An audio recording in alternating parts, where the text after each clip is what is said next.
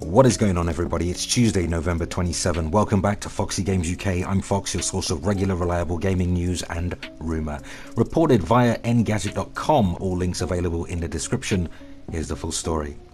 So Sony's PlayStation Vita didn't quite reach the heights of its predecessor PlayStation Portable, and meaningful AAA support soon dried up. So you'd be forgiven for thinking that Sony PlayStation would be a bit reluctant to enter the portable gaming market anytime soon. Now in 2015, Sony even went as far as to state that there would not be a PlayStation Vita successor.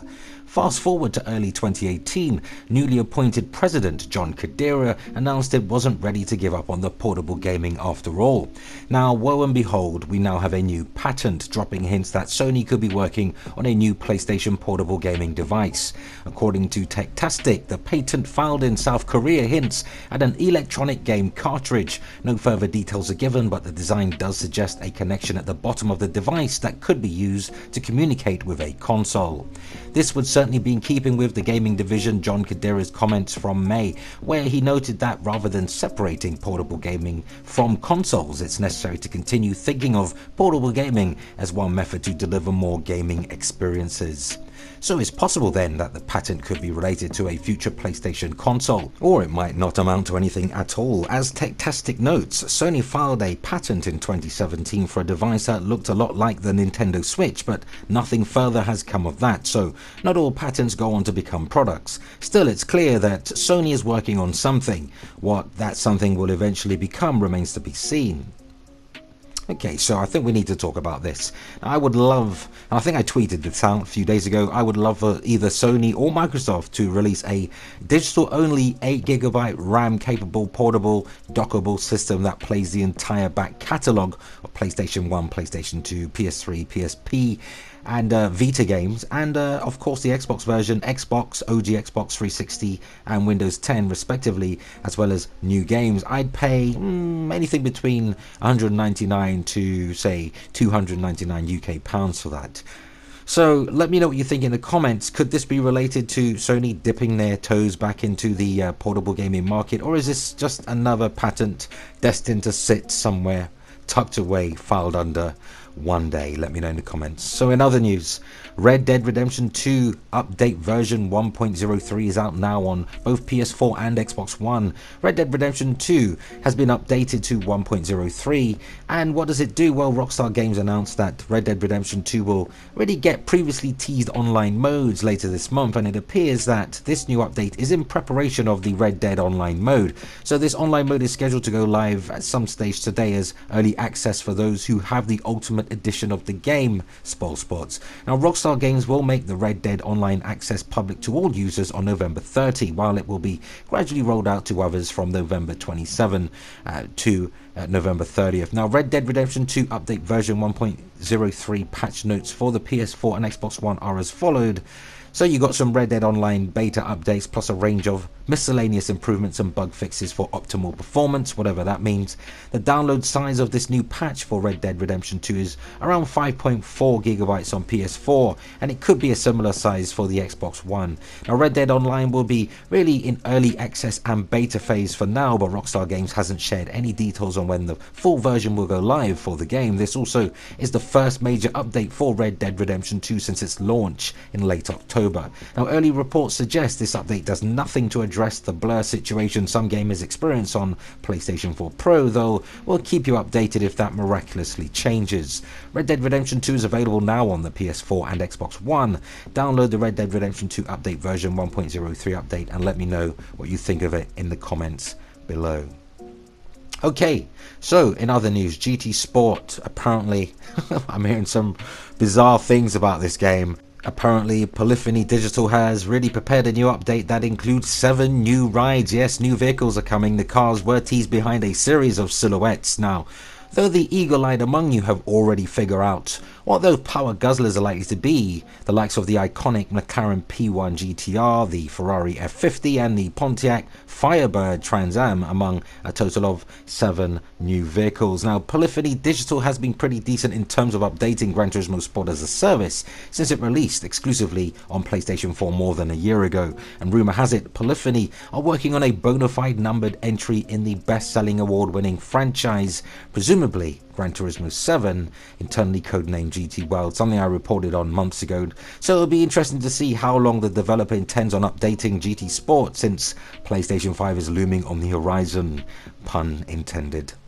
Though in terms of esport, I think Polyphony have been pretty successful with that, so expect more of it in the next gen. Now, the latest patch is set for deployment December 5th, and Gran Turismo Sport is available now exclusively for PlayStation 4 systems. And in our final news segment of the video, it's that time. Now, this news is kinda at the top of the list for news at the moment, at least at the time of this recording. I know, slow news day, huh? Still, it's something to at least speculate on, especially since many commentators believe that the next Gran Turismo game, in fact, let's not jump straight into it. So during a recent Gran Turismo FIA Certified GT Championship World Finals event, which took place really in Monaco last week, well, it looks like Sony first party studio Polyphony Digital casually showed off Gran Turismo Sport running at native 8K resolution at an incredible 120 frames per second during a separate event in Tokyo, Japan, Interbi 2018. Its full name is International Broadcast Equipment Exhibition, an event comparable to the Consumer Electronics Show. So Sony was there demonstrating the company's new ultra high-end crystal LED display system, also known as CLEDIS or CLEDIS, sporting a 440-inch screen no less. Wow. A near 180-degree viewing angle and displays, and get this, displays 8K video at 120 frames per second. So Sony actually demoed GT Sport modified version running on this CLEDIS display, running in 8K at 128 frames per second. Apparently there's an added depth to the textures. This is confirmed by those who were there and witnessed it. Added depth to textures, and the lighting appears to be far and above anything we've seen on current hardware available on market shelves today. Now, attendees at the event grabbed a few photos and videos to post on social media. I'm sure you've seen a lot of them on Twitter. So here's an excerpt from Gran Turismo focus site gtplanet.com, where this actual article was sourced from. Here's a quote. The obvious speculation is that in an effort to show off Sony's new display technology, Polyphony Digital quietly revealed a look at GT Sport's game engine rendered on next-gen PlayStation hardware. Of course, it's not gameplay, so the footage could also simply be pre-rendered on high-end PCs. Only Polyphony Digital and Sony could answer this question, and there's zero chance either one is willing to talk about it at this stage. Regardless, it does offer us a small, tantalizing preview of what Gran Turismo games could look like in the future. Interesting. So GT Sport producer Kazunori Yamauchi told GT Planet that GT Sport Super Premium models were overspec'd in terms of visuals, constructed with the next PlayStation console in mind.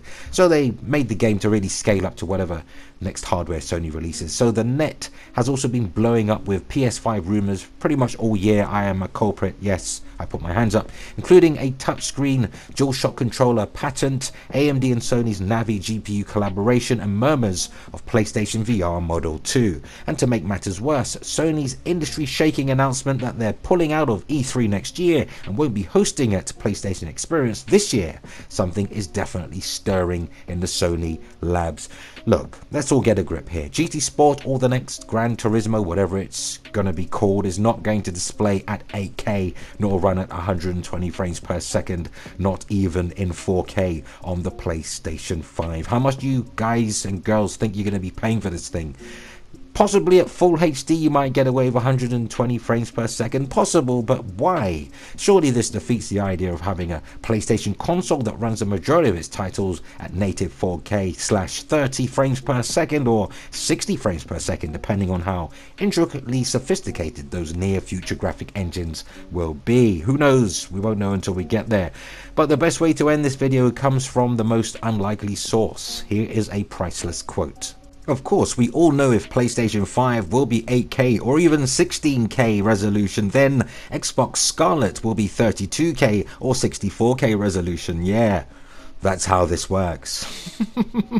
Thank you, Twitter handle /user @Doomhammer76. You made my day. But the saddest part is that that tweet is more than likely 1000% accurate. Anyway, regarding today's news, what say you? As usual, a link to all content covered today can be found in the video's description when and where applicable. And while you're there, share your thoughts and opinions on today's news, because that unfortunately brings us to the end of another video. Yes, I know. But let's continue the discussion in the video comments. And for more PS4, Xbox One, Nintendo Switch and next gen news updates, subscribe to Foxy Games UK. Remember to hit the notification bell so you never miss content. Thumbs up if you like it here, and help us reach more like-minded gamers simply by sharing this video. And if you really like what I do, consider supporting Foxy Games UK via Patreon, and or grab yourself a Foxy Games UK branded t-shirt or hoodie available in white, grey and military green. You'll find both Patreon and Foxy Games UK branded clothing links in this video's description. I really appreciate the support. But that concludes our time together today. It was great hanging out, and until the next video,